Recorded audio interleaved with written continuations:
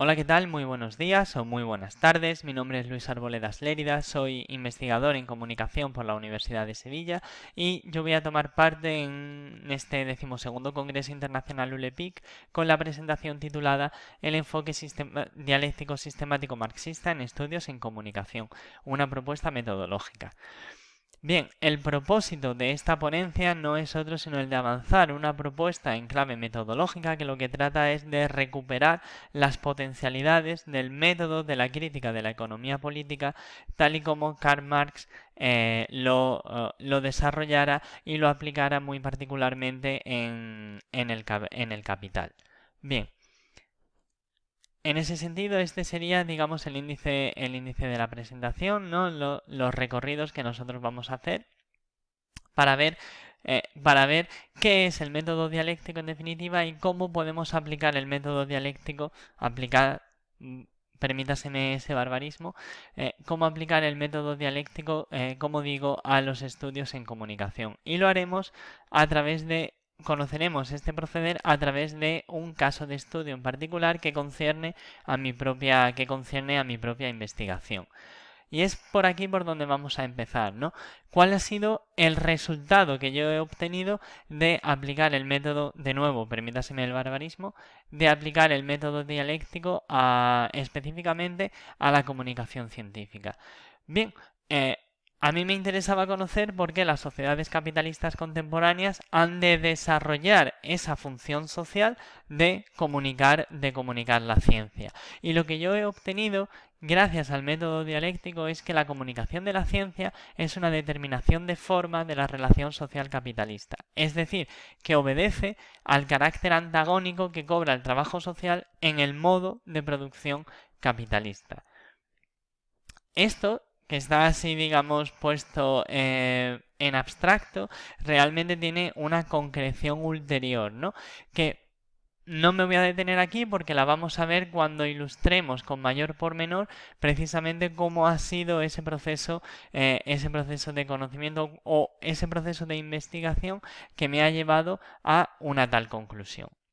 Por tanto, lo que me interesa resaltar en este punto es que el método dialéctico no es simplemente un instrumento o una herramienta más que tengamos a nuestra disposición.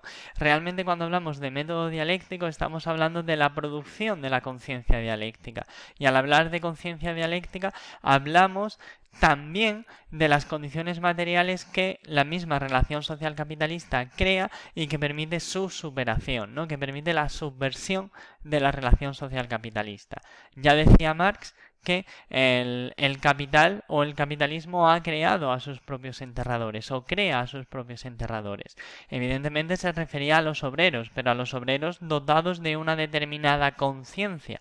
Esta conciencia es la conciencia dialéctica que es posibilitada por el método dialéctico de conocimiento.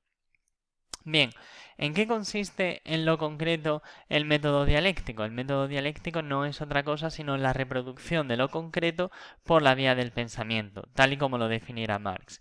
Al final, con el método dialéctico lo que estamos haciendo es apropiarnos virtualmente de la materia en su desenvolvimiento. Con nuestro intelecto acompañamos a la materia en la secuencia de sus metamorfosis, es decir, en su afirmación mediante la propia negación.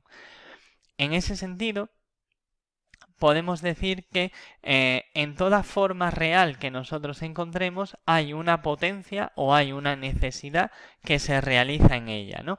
Entonces, como potencia realizada, enfrentamos esa forma real como forma concreta. Sin embargo, y a su vez, en tanto que potencia a realizar, enfrentamos tal forma real como una forma abstracta. Por lo tanto, lo abstracto es real y cuando yo hable aquí de forma abstracta la tenemos que entender en ese sentido, como una potencia, como una necesidad que todavía no se encuentra realizada, que no se encuentra actualizada, sino que va a ser realizada. Bien, decíamos que que el método dialéctico consiste en acompañar idealmente a la materia en su desenvolvimiento, ¿no? En su afirmación mediante la propia negación. En ese sentido, nuestro pensamiento se atiene estrictamente al propio despliegue, en este caso de la materia o de la forma real que esté siendo enfrentada en todo caso. No hay un ápice de subjetividad que sea incorporado. Y es precisamente por ello que hablaba Marx del método dialéctico como el único método materialista y por lo tanto científico, porque se atiene estrictamente a la materia. Bien, y luego tendríamos la cuestión de la acción en relación al método dialéctico. Es que en primer lugar a nosotros nos interesa una forma real en tanto en cuanto sabemos que la podemos transformar, o al menos la queremos transformar, o porque sabemos que en su transformación, con independencia de nuestra acción, nos va a afectar de alguna manera, ¿no? Por lo tanto,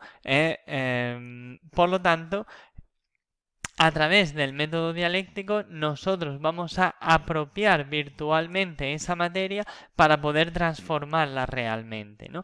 Y en esa transformación convertir esa forma real de algo exterior a nosotros a un medio para nuestra propia reproducción, ¿no? De algo externo a algo para sí, ¿no? Una forma para sí o un medio para sí, en definitiva, para sí, para el sujeto, entiéndase. Bien. El método dialéctico tiene fundamentalmente tres momentos: la percepción inmediata, el análisis y la síntesis. Vamos a ver cada uno de ellos. La percepción inmediata. Sin poner en juego ningún tipo de conocimiento, nosotros enfrentamos una masa caótica de formas reales. De todas ellas, nosotros escogemos una sobre la cual pretendemos efectuar una transformación. Evidentemente, la percepción inmediata ya nos pone sobre aviso, y digo, sin necesidad de participación de ningún conocimiento previo, nos pone sobre aviso de que esa forma real es un yo a la par que un otro. Lo que decía con anterioridad, que es una forma concreta en tanto potencia realizada y que es una forma abstracta en tanto que potencia a realizar, ¿no? En tanto que potencia a realizar. Bien, la percepción inmediata no pone en juego ningún conocimiento previo, pero esto realmente no es tan así, porque al fin y al cabo el sujeto participa activamente, digamos, en el proceso de reconocimiento de la forma real en su pura exterioridad, porque la percepción inmediata es la unidad o se constituye como unidad de lo que serían la manifestación exterior o la manifestación inmediata de esa forma concreta enfrentada y nuestra propia capacidad perceptiva o la capacidad perceptiva del sujeto, que involucra factores, digamos, sensoriales, puramente fisiológicos, etcétera, pero también intelectuales, ¿no? Por lo tanto, podemos decir que la percepción inmediata nos permite reconocer al objeto en su exterioridad, pero ya hay participación del sujeto en tal reconocimiento. Bien, eso por un lado respecto de la percepción inmediata. Pasamos al siguiente punto, que tiene que ver con el análisis, ¿no? ¿En qué consiste, en definitiva, el análisis? Pues bien, el análisis consiste en avanzar en eso que ya la percepción inmediata nos ha indicado de alguna manera. Ya sabemos que toda forma real es un yo a la par que un otro. Pues bien, nosotros a través del análisis separamos ese yo de ese otro y lo separamos a través del análisis en el intelecto, precisamente porque no hay otro lugar en el cual tal separación sea posible. Entonces, con el análisis lo que hacemos es disociar la manifestación concreta de la potencia respecto de la potencia misma, ¿no? Lo que sería la forma concreta de la forma más abstracta que se realiza en esa forma concreta. Bien, ¿y por qué el análisis tiene esta naturaleza? ¿Por qué el análisis tiene esta forma en el método dialéctico? Porque si nosotros sabemos que la forma que enfrentábamos en un principio es una potencia a realizar, solo podremos conocer cuál es esa potencia a realizar en lo que ésta ya tenga de potencia realizada, ¿no? Entendiendo que es la misma potencia la que se realiza de aquella que está pendiente de realizar en esa misma forma concreta. Por lo tanto, iniciamos el curso, remontamos el curso precisamente de las diferentes realizaciones de tal potencia, ¿no? En las diferentes formas reales en las cuales tal potencia, en definitiva, haya tomado forma o haya devenido, en definitiva. De ahí ese remontarse analítico desde lo concreto hacia lo abstracto. ¿Y cuál es el término del avance analítico? Pues bien, yo aquí tomaría las palabras de Marx cuando dice que el capital es la potencia económica que lo domina todo en la sociedad burguesa. Por cuanto que nuestra materia específica concierne al ámbito de lo social, considero que no hay necesidad de remontarse más allá del capital y de las determinaciones del capital, lo cual significa, en definitiva, que vamos a desarrollar las determinaciones o las potencias a realizar en cada forma concreta en lo que ésta tenga, en definitiva, de realización o de concreción de las potencias de las determinaciones de la relación social capitalista en cuanto tal. Bien, y luego tendríamos la fase de síntesis. En el procedimiento de síntesis es cuando se produce la verdadera reproducción de lo concreto por la vía del pensamiento. Porque una vez hemos acabado el retornar, el curso analítico, iniciamos el retorno sintético y entonces las formas reales aparecen precisamente en la secuencia inversa. Y aquí es donde podemos ver cómo cada una de las formas reales brota de aquella que inmediatamente le precede. Y brota por necesidad, porque es la misma potencia la que se está realizando en cada una de esas formas reales. Antes en el análisis nos preguntamos respecto del qué potencia hay, se realiza, mejor dicho, en cada una de las formas reales enfrentadas. Aquí en la síntesis nos preguntamos por el por qué, es decir, por qué esa potencia va cobrando cada vez las formas de manifestación que se nos van apareciendo. ¿Dónde llega el retorno sintético? ¿Cuál es el alcance del retorno sintético? Evidentemente, habremos de llegar al punto del cual partíamos, es decir, a nuestra propia acción. El retorno sintético tiene por finalidad, en definitiva, tiene como punto final el momento en el cual la propia acción del sujeto aparece como forma concreta en que se realizan las potencias del concreto que enfrentábamos inmediatamente al principio, ¿no? Cuando lo percibíamos o cuando lo conocíamos en su inmediatez. Bien, pues presentado el método dialéctico, digamos, en esta condición genérica, vamos a ver un caso concreto, como comentaba al principio, que en este caso concierne a la reproducción ideal del concreto real comunicación de la ciencia. Bien, la comunicación de la ciencia. En lo inmediato, cuando nosotros enfrentamos la comunicación de la ciencia, enfrentamos un abigarrado conjunto de formas de transmitir hechos científicos objetivos y resultados de investigación a diferentes sectores de población, nichos de audiencia, etc. Ninguna de estas formas concretas es capaz de dar cuenta por sí misma de su necesidad, es decir, de por qué la sociedad capitalista contemporánea necesita emplazar tiempo de trabajo social total en el acometimiento de la función social que a la comunicación de la ciencia concierne, ¿no? Ese tender puentes entre ciencia y sociedad. Entonces, iniciemos el curso analítico. Comenzamos con la comunicación de la ciencia. Y la comunicación de la ciencia nos cuenta que es un yo a la par que un otro.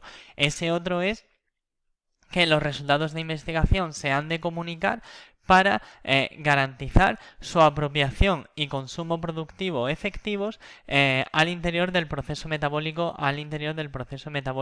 general. pero estamos hablando de enunciados científicos concretamente, ¿no? Por lo tanto, esa apropiación y consumo productivo de la ciencia nos cuenta que es un yo a la par que un otro, y ese otro es la plusvalía relativa. Plusvalía relativa entendida en este caso como aplicación de la ciencia, aplicación del conocimiento científico para abaratar el coste de la reproducción de la fuerza de trabajo.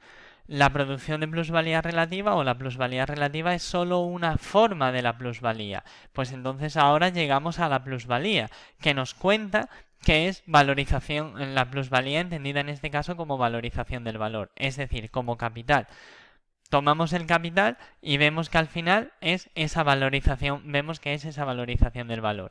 ¿Qué es el valor? El valor no es sino el atributo de cambiabilidad que portan de por sí los productos del trabajo social, su capacidad para relacionarse socialmente.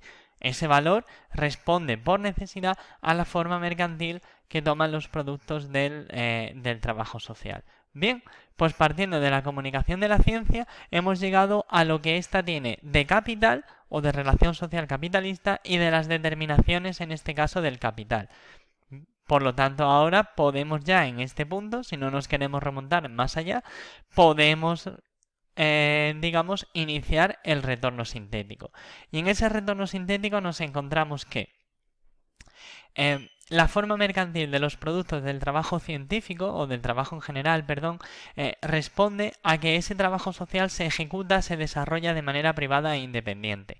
Que los productores mismos no ejercen ningún control sobre las determinaciones de su trabajo. Es decir, no ejercen ningún control respecto de si su trabajo es socialmente útil, es de utilidad para otros, es de utilidad en el proceso metabólico social. Y esta potencia o esta necesidad, digamos, cobra una existencia dúplice que concierne directamente a la comunicación de la ciencia. Por un lado, tenemos la anarquía de la producción social. Ningún productor produce o gasta su fuerza de trabajo con arreglo a cómo otros lo hagan de manera directa, ¿no? Digamos que el proceso metabólico social se organiza de un modo completamente indirecto y por lo tanto ninguno sabe cómo otros gastan su porción específica de fuerza de trabajo y surge así la anarquía, el descontrol, en este caso de la producción.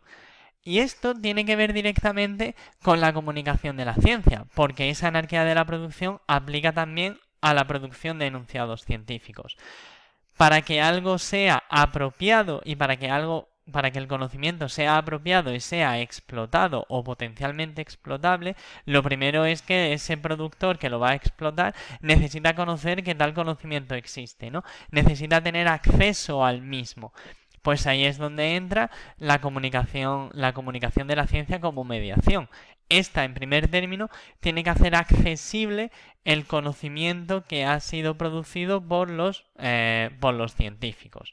Por lo tanto, vemos como ya hay una determinación de la relación social capitalista que atañe directamente a la comunicación de la ciencia. Pero luego tenemos otro camino que también podemos recorrer. Y es que la producción de plusvalía relativa es la forma alienada, es decir, al margen del control de los productores mismos, más potente de hacer avanzar las fuerzas productivas, ¿no? Ese avance de las fuerzas productivas en su condición alienada supone la capitalización de la ciencia, es decir, el capital se apropia y emplea para su autovalorización de aquello que no es sino el producto, el fruto, en este caso del trabajo social, de las formas en que los obreros, digamos, se organizan y cooperan en el proceso de trabajo. Por lo tanto, la ciencia es enfrentada por los trabajadores como algo que les es ajeno y que les es, digamos, completamente extraño. De ahí en más, siguiente paso, los obreros poseen unos atributos productivos que están absolutamente recortados por las necesidades específicas de valorización del capital, ¿no? En ese sentido, son incapaces de apropiarse en su integridad, digamos, el conocimiento científico en cuanto tal. De nuevo, los productos o el producto o el resultado de su propio trabajo, ¿no? De sus propias formas de combinación y de cooperación. Llegamos entonces de nuevo a la comunicación de la ciencia, ¿no? A la necesidad de una mediación social para que ese conocimiento, digamos, sea apropiado y sea empleado de manera efectiva o sea consumido de manera efectiva en un ulterior proceso metabólico, ¿no? Ya sea digamos, de naturaleza social o de naturaleza meramente individual. Bien. Y ahora demos cuenta de nuestra acción en relación a la comunicación de la ciencia, ¿no? Ya hemos visto lo que la comunicación de la ciencia tiene de capital y de determinaciones, en este caso de la relación social capitalista. Ahora veamos cómo actuar frente a ello. Pues yo considero que hay dos determinaciones que son absolutamente claves, dos determinaciones del capital absolutamente claves que se realizan en la comunicación de la ciencia y que, digamos, respecto de las cuales nuestra propia acción como sujeto social se ha de organizar. Por un lado, hay que tener en consideración que la comunicación de la ciencia surge del carácter alienado de la producción social. Por lo tanto, estamos ante un faux-frais de la producción capitalista, ante un gasto improductivo, y el capital tiene por tendencia necesaria la supresión de todo gasto productivo. Y luego tendríamos la segunda cuestión, la propia el proceso por el cual los procesos productivos, valga la redundancia, adquieren una mayor cientificidad, ¿no? En ese sentido se produce una eliminación de la dicotomía trabajo manual, trabajo individual, que hace redundante, que hace superfluo, en este caso, la mediación social de la comunicación de la ciencia. Finalmente, tenemos que dar cuenta, en este caso, del método dialéctico, no ya en relación con la comunicación de la ciencia en cuanto tal, sino de los estudios en comunicación específicamente. Bien, vemos que lo que está concernido aquí es, en definitiva, la acción, la necesidad de organizar nuestra propia acción en relación a las potencias del concreto que enfrentamos, ¿no? Al final de lo que se trata es de transformar el modo alienado en el cual, digamos, los sujetos sociales somos para otros o nos ponemos para otros. Es decir, el modo alienado en el cual, digamos, cada individuo da cuenta del modo en que gasta su porción individual de fuerza de trabajo social total, ¿no? Habida cuenta de que, como hemos visto, la comunicación científica es una comunicación alienada. Bien, si sin embargo nos queremos atener a lo estrictamente académico, aunque la acción sea lo decisivo, si nos atenemos, digamos, a la pura dimensión especulativa, por decirlo así, encontramos que el método dialéctico nos ha puesto en camino de descubrir algo que nadie había dicho hasta el momento, de avanzar sobre las determinaciones más generales y más concretas de la comunicación de la ciencia. Por lo tanto, se muestra como portando una potencia superior para conocer las legalidades que rigen la materia, ¿no? También en este caso la materia social. Bien, es una forma superior y es una forma, digamos, que puede dar al traste con todo lo que es el legado previo en los estudios en comunicación, que están basados, digamos, en una lógica representacional o que no dejan de ser un conocimiento representacional. Ahora bien, ¿hay que desdeñar por completo todo ese legado previo? A mi entender, ese legado previo sirve al proceso de conocimiento dialéctico como punto de partida más rico a partir del cual, digamos, puede renovar su propio conocimiento, digamos, su propio proceso de conocimiento original. Pero no es más ni menos que eso, un punto de partida concreto más rico a partir del cual, digamos, el método dialéctico puede digamos, renovar su propio proceso de investigación. Bien, pues es todo por mi parte, así que muchísimas gracias por vuestra atención, por vuestro interés.